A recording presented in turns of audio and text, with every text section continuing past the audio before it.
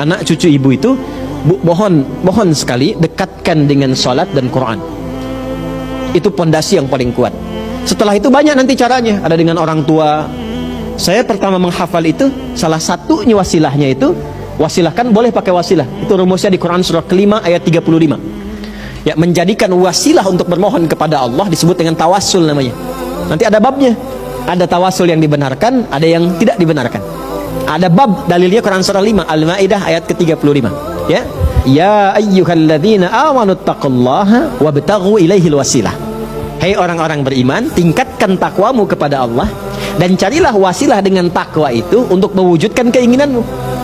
Nah, maka diantara cara waktu saya menghafal pertama itu, sebetulnya bukan niat menghafal Pak, Ibu. Pulang ke rumah,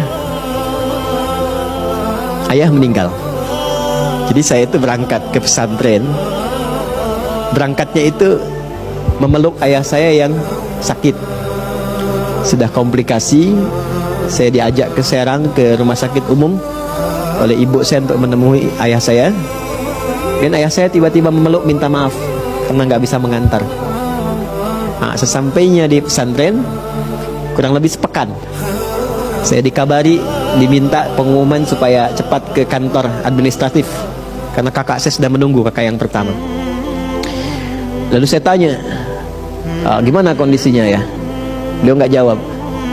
Sampai di Bandung ke paman kami, beliau di MUI sekarang, Sekum MUI di Jawa Barat.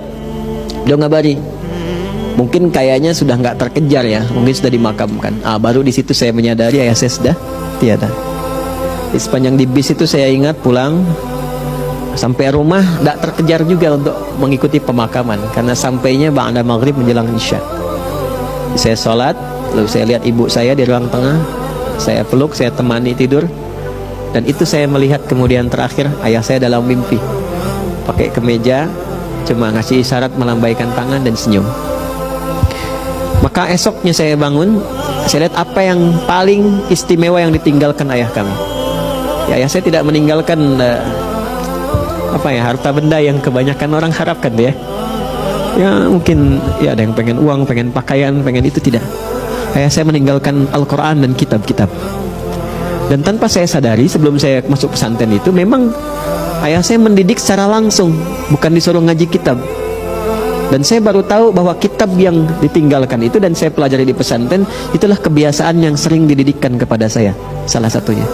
Maka saya ambil mushaf warna biru, masih ingat saya Umar Bakri itu. Saya duduk di ruang tengah, saya menghadap ke kiblat. Lalu saya katakan, ya Allah, saya tak mampu lagi untuk membahagiakan ayah saya dalam hidupnya. Maka berikan saya kesempatan untuk mengalirkan pahala dalam wafatnya. Dan berikan kesempatan membahagiakan ibu dalam hidupnya. Maka saya baca Quran itu sampai saya nggak bisa berhenti. Saya baca sampai baru berhenti itu di 40 ayat Al-Baqarah. Baru saya sadar, berhenti. Begitu berhenti, itu nggak bisa keluar lagi ayatnya. Jadi dari sejak saat itu kalau saya menghafal, nah itu cepat sekali. Sampai ke pesantren kemudian, pas masuk lagi pesantren, masuk pelajaran tahfidz, saya diminta ke depan. Dulu Ustadz minta menghafal 5 ayat Al-Baqarah. Itu begitu saya maju, nah lisan saya membacakan, itu nggak bisa berhenti, terus sampai Ustadznya berkata cukup, katanya. Udah, sekarang kamu ganti tempat duduk Ustadz. Ustadz permisi. Jadi saya memberikan nilai, datang. Teman-teman datang, saya nilai. Nah itu salah satu sejarahnya. Itu saya belum banyak berbagi ini ya. Salah satu kenapa Allah mudahkan untuk menghafal Quran terutama itu karena kecintaan pada orang tua, salah satunya. Alhamdulillah itu, makanya jangan pernah ya berbuat yang tidak baik pada orang tua. Kalau masih hidup sayangi, ya, berbakti sebaik-baiknya. Jangan lihat apakah tua mudanya.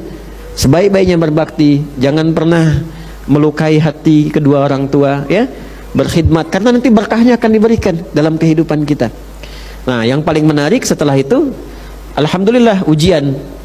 Tiba-tiba saya dipanggil oleh guru olahraga, namanya Pak Gumbira. Semoga Allah muliakan beliau, karena beliau gembira terus.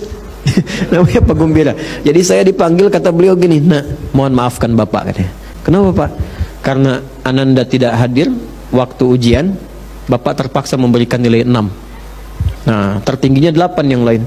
"Oh, saya juga mohon maaf Pak." "Kenapa?" Saya tuh kemarin tidak bisa ikut karena ayah saya meninggal katanya. Oh begitu, baiklah. Karena bapak berduka cita, bapak tambahkan 2 jadi 8. Nah, jadi ternyata berbuat baik pada orang tua itu tetap selalu memberikan keberkahan, tidak ada yang kurang.